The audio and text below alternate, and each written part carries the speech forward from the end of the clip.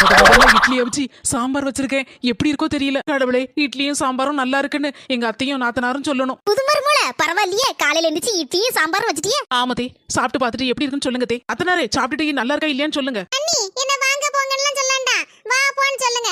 அப்பதான் நமக்குள்ள ஒரு ஃப்ரெண்ட்ஷிப் உருவாகும். அதுவும் இல்லாம நாத்தனார்னு சொல்லண்டா, நாத்துன்னு சொன்னாதான் அல்டிமேட்டா இருக்கு. அம்மா, இட்லியை பார்க்க அப்படியே குண்டு குண்டு குலாப் ஜாம் மாதிரி இருக்குமா? அப்படியே சாம்பாருக்குள்ள முக்கி அப்படியே மிதக்க விட்டு கட கடன் வாரி குடி பாப்போம். சாப்பிடு. என்ன மருமகளே சாம்பார் வச்சிருக்க? சாம்பாரா இது? பச்சை தண்ணியில பொடியை போட்டு கலக்கி வச்ச மாதிரி இருக்கு. உப்பும் இல்ல, உரப்பும் இல்ல, ஒரு மண்ணாங்கட்டியும் இல்ல. அம்மா, என்ன நினைச்சிட்டு இருக்க உன் மனசுல? சாம்பார் ஓரளவுக்கு பரவாயில்லாம தான் இருக்கு. உனக்கு 7 வயசாச்சு. உன் அனுபவம் கூட அவங்களுக்கு வயசு இருக்காது.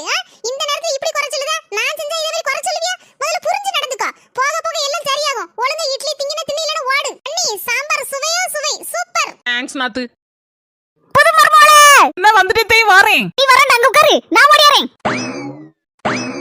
இந்த மருமகளே, கருவாட்டு குழம்பு உனக்குதான், சாப்பிடு. இது கருவாட்டு குழம்பு வச்சிருக்கீங்களா?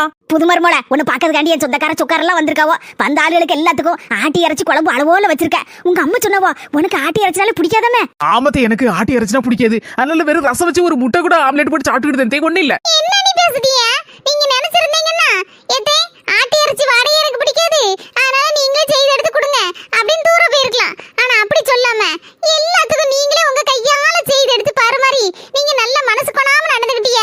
அப்போ உங்களுக்கு நாங்க வெறும் ரசத்தையும் முட்டை ஆம்லெட்டும் பண்ணி வச்சு தருவோம். ஒரு அன்புதான மருமலை பெருசு. மாமியாருக்கு மருமலை அடிமையும் கிடையாது, மருமலுக்கு மாமியா அடிமையும் கிடையாது. உனக்கு கருவாட்டு குழம்புனா உசுருன்னு உங்க அம்மா சொண்ட பண்ணிக்கு போடல.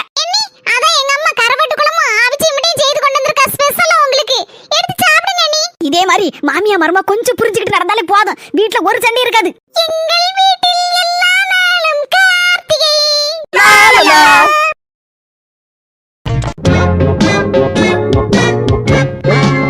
நம்ம வீட்ல இருந்தா அந்த குப்பை குப்பை வாசம்லாம் நம்மளே சுத்தி வருது. ஆமாடி.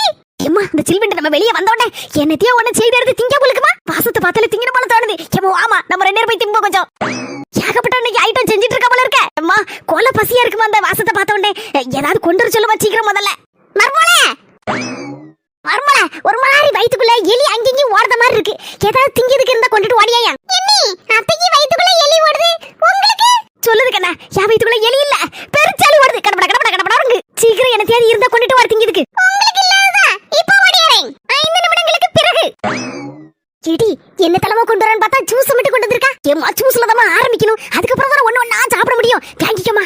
எதையும்ங்க சின்ன கப்பு. என்னி, உங்களுக்கு பெரிய கப்பு. ஏன் தெரியுமா?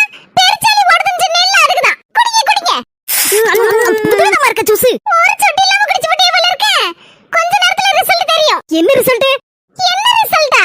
நீங்க தான சொன்னீங்க உங்களுக்கு பெருச்சாலி ஓடுதுன்னியா. அத்தை சொன்னவ எலி ஓடுதுன்னு சொன்னவோ. அத கொஞ்சோண்டு எலி மருந்து கலக்கி கொண்டு வந்தேன் ஜூஸ்ல. குடிச்சிட்டீல்ல? 10-15 நிமிஷத்துல ரிசல்ட் தெரிஞ்சிரும், கிளியர் ஆயிரும். அம்முக்கு டும்முக்கு அமால் டுமால்.